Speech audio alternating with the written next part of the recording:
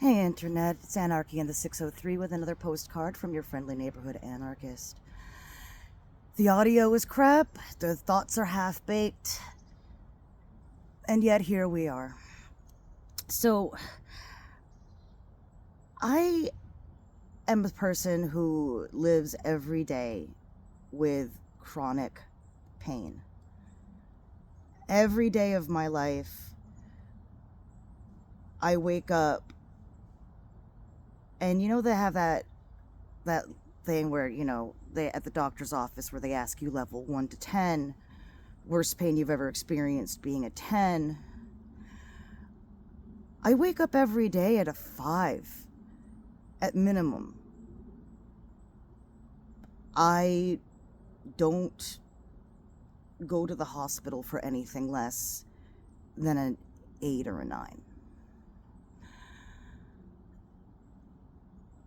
My entire day is spent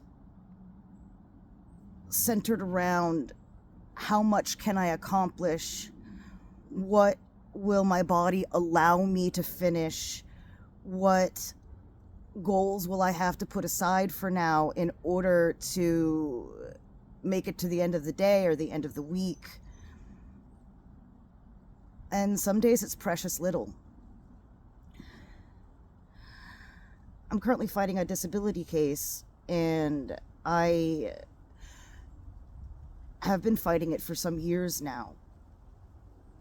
And I'm drowning. I am drowning in medical debt. The bill collectors, I dodge them. I fully intend to pay off everything once I finally have a steady income again, but in the meantime, it's like a constant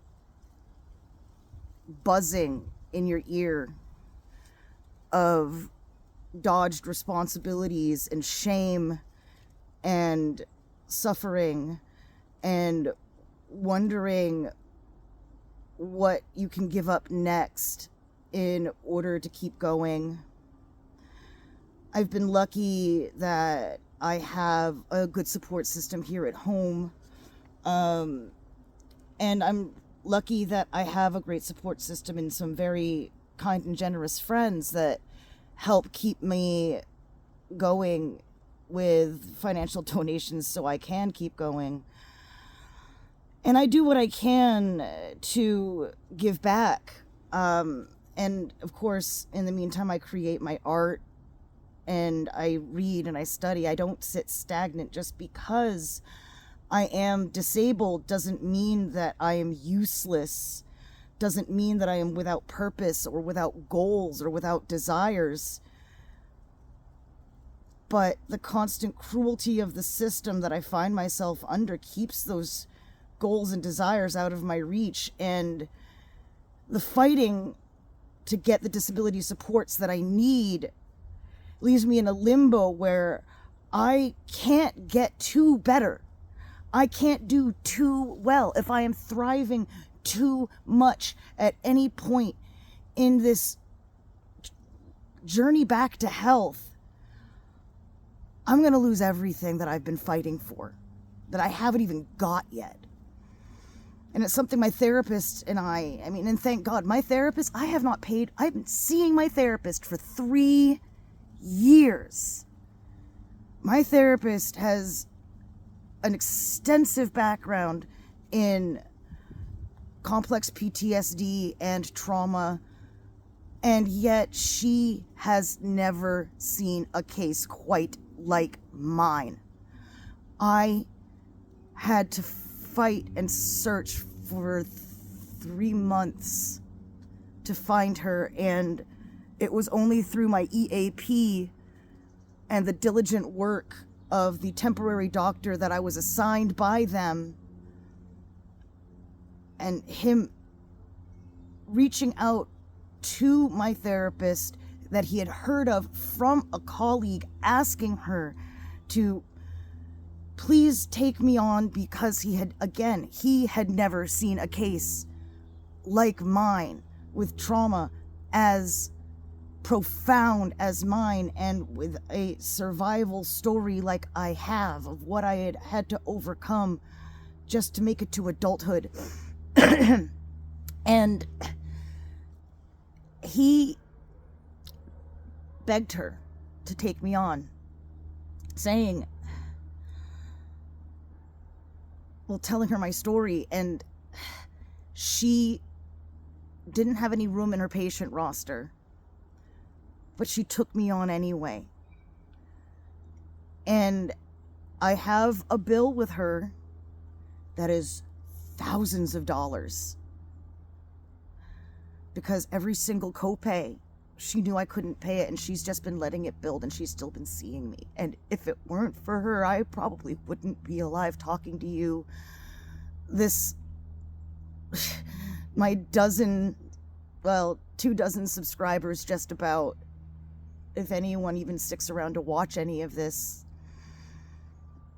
But I wouldn't even be here to talk into this void if not for my therapist.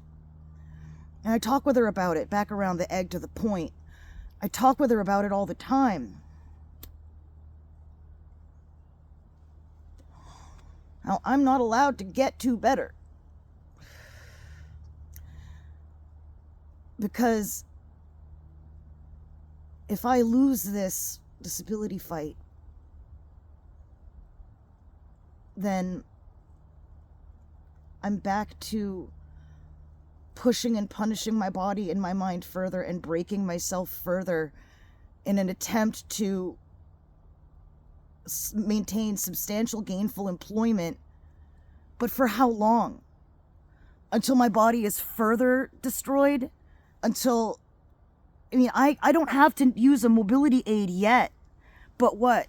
It's going to have to be when I'm in permanently a back brace and permanently using a walker and a cane.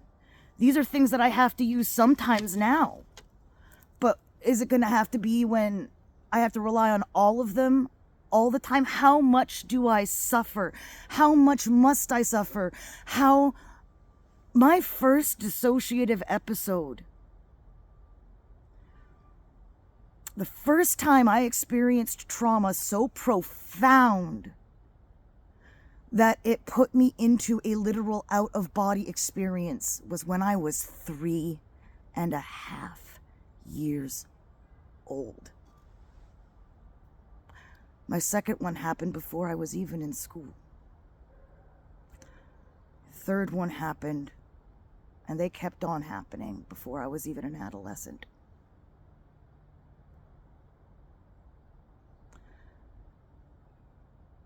How brutal are the circumstances that you have to survive and crawl through? How brutal must they be? How much must you bleed for them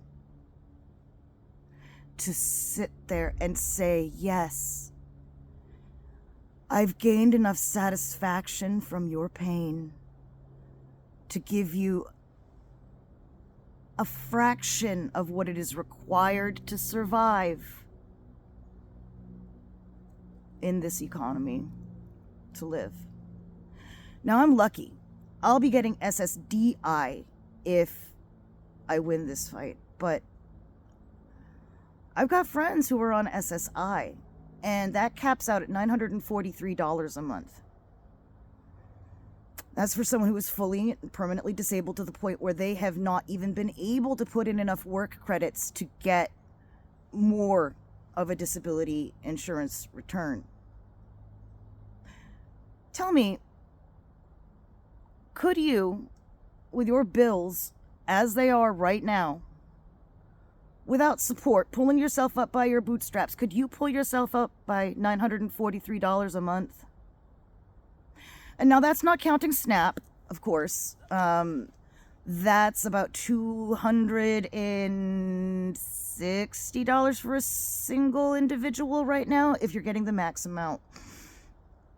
Last time I checked, eggs were damn near $5 a dozen.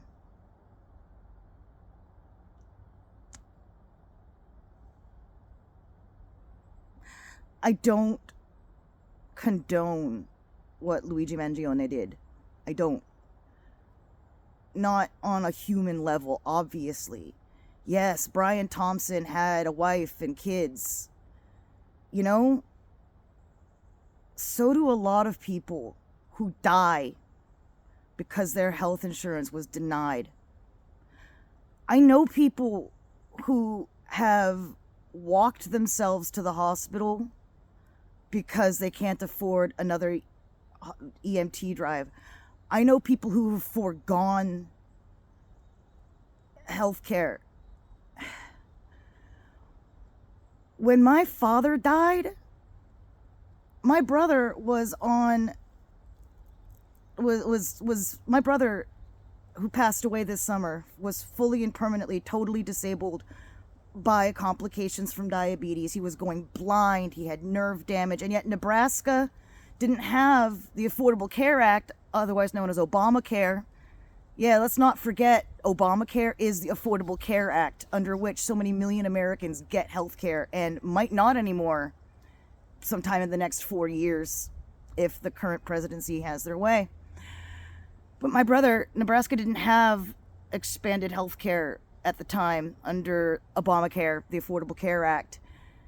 And he was having to go to church-run organizations in the hope to get help purchasing his insulin. The VA had sent my father plenty insulin. That's one thing I can say about the VA, man. Their care is shit, but they do have a way of making sure that once you finally get that care, they will send you an abundance of your medication. And it just so happened that my dead father's insulin was the same exact insulin that my brother needed. And it kept him alive for 5 or 6 months. He didn't eventually die from lack of insulin. No, he died from heart failure caused by pneumonia, caused by a weakened immune system from his diabetes just this past summer. My father died 9 years ago. But I remember shipping my dead father's insulin to my brother in Nebraska. Big, big box. And I just thought to myself, how much, God, this box of life-saving medication keeps a person alive. And my brother would have to drive once a month 2 hours just to beg for it from a charity. My dad had to die for my brother to be able to not have to do that for at least a good 6 months. It seems to me that, yeah, we say killing is killing. You know, that in one murder, all lives matter, right? Right? Isn't that the rhetoric that we were hearing? We still hear sometimes people saying all lives matter. What about but Black Lives Matter? Sure, oh, come on. That's racist. All lives matter. We clearly don't act like it. Killing is killing. Murder is murder. All lives matter. But, you know, it ain't murder if it's polite. It ain't murder if it's bureaucracy. It ain't murder if the numbers are so big that you cannot fathom. You can't think about all the faces of the people that you're killing. When they're just numbers on a sheet, it ain't murder. It ain't murder when you get $22 billion in profit. Each one of those dollars in profit is another person that could have been saved.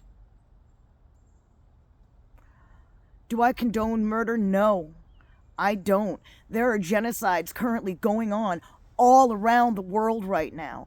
I am the product of 600 years of colonialism that was sparked by some guy landing on my mother's islands and trying to do terrible things and We murdered him.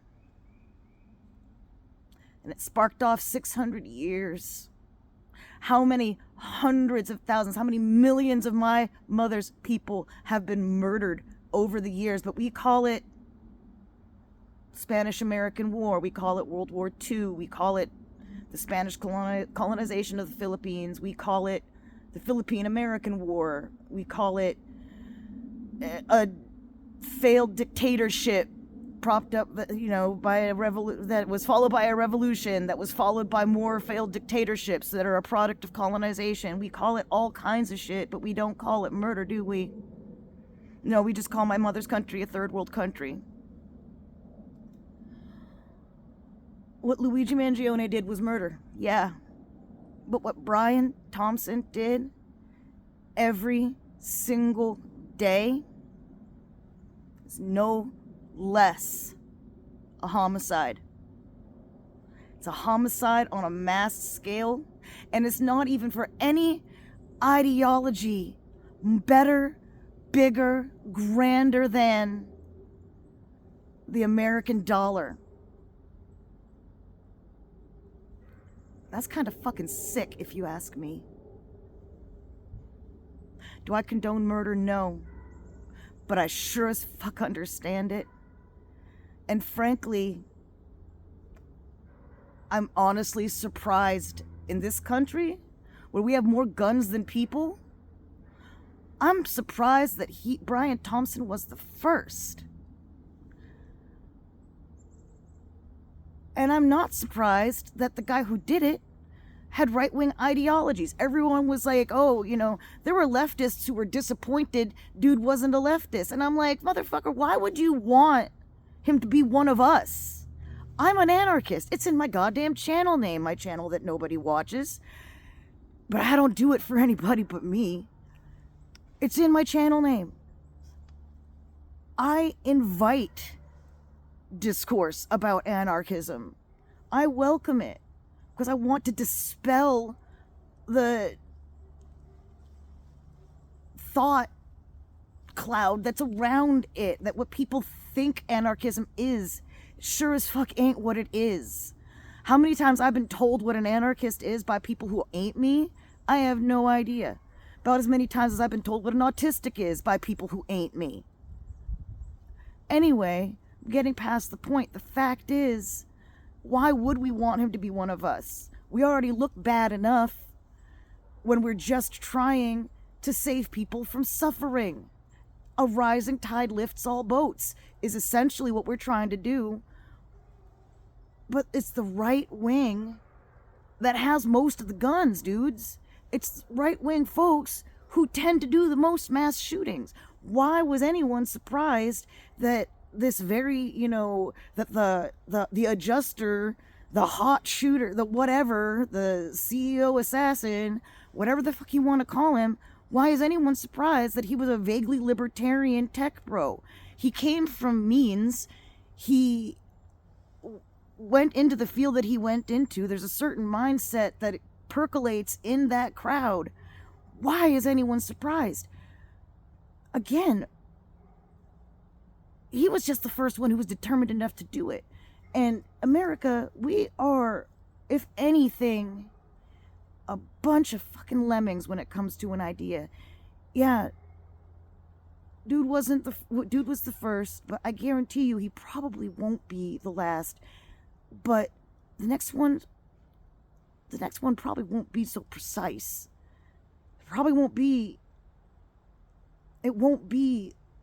It's never like the first time, right? First one's always free, they tell you. But what I'm saying is, yeah, a majority of people do not agree with what Luigi Mangione said. I think I saw it was like a statistic that was a poll that, the internet makes it seem like there's more support for him than there is, but really only 17% of people polled agree with him. Well, sure, that's great, but you know what? What is the current population of the U.S.? How big is 17% of all adults in that population? That's a lot of people. I am I'm dyscalculic. I've got math dyslexia, basically. So I'm bad with numbers. But if any one of you 24 people out there that subscribes to this channel knows shit about math, Google me this and put it in the comments. What is the current adult population of the US? What is 17% of that? Now tell me, what percentage of those people do you think are determined enough and have enough guns and enough time on their hands? All it takes is one, dude. How much suffering does the American people, do any people, have to take before they get up and do something about it? Our culture is genetically engineered, basically, from the ground up to soothe and pacify people and to keep them too preoccupied with their own small miseries and too isolated by hating each other. You know, the whole business model of Ben Shapiro and Tucker Carlson and all those people, hell, the whole business model of the US government is built on, and don't forget, we got a president who runs it like a business now, coming up in January, right? His whole business model has been getting people to hate each other. These people are making money off of you. You are the fucking product. If anything comes to you for free, you are the product. You are being bought and sold. And enough people have a good support web that keeps them from going off over the edge. But this guy had the means to cut himself off from everybody and not suffer too much from it. Most disabled folk like me cannot afford to do that if we were so inclined, which I am not inclined. Again, don't condone murder. But, like, this guy had the means and he had the motive. In true crime speak, like, it's what's 17% of the adult, okay, you want to narrow it down further, likely right-wing population. Narrow it down further, more likely male. What's 17% of the adult male conservative population that has means and enough suffering in their lives, enough personal physical pain, and watching family members die in their lives to get out one of their, personal arsenal of AR-15s that, is for home protection and, their collection, and do something drastic.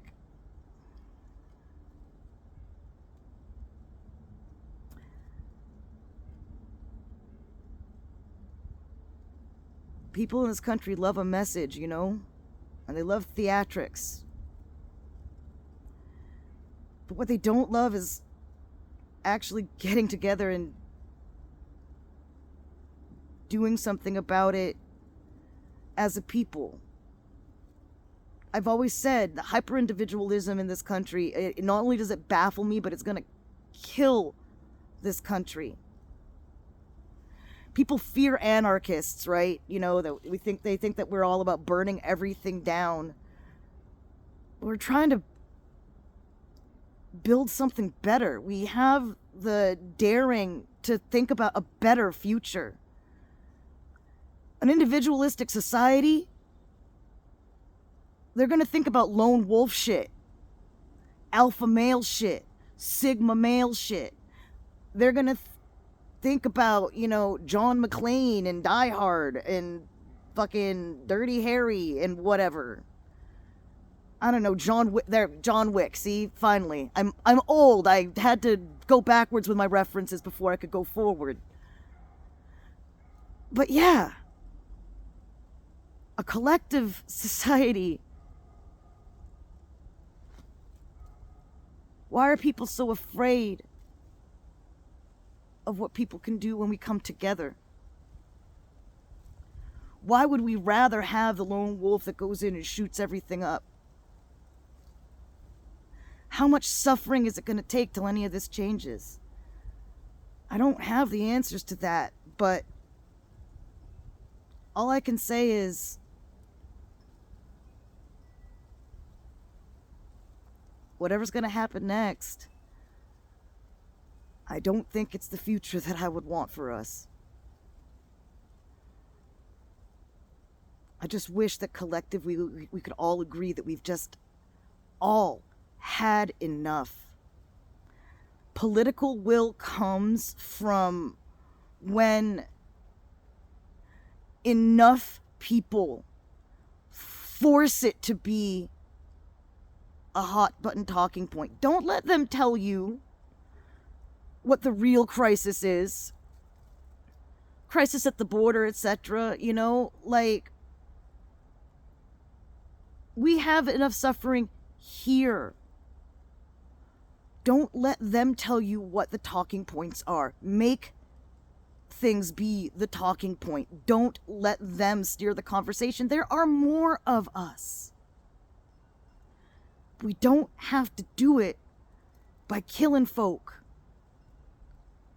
But again, as an anarchist, as the end product of 600 years of colonialism, as a person who suffers in excruciating fucking pain every single day and has a childhood that sent her into an out-of-body experience for the first time at 3 and had family members die because they could not afford quality health care over the years, I understand why people would do what they're doing.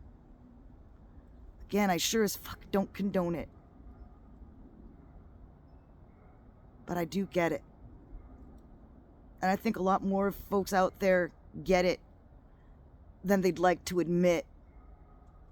They are just too afraid to say it out loud. But we need to start saying something, guys. Anyway, I'm out.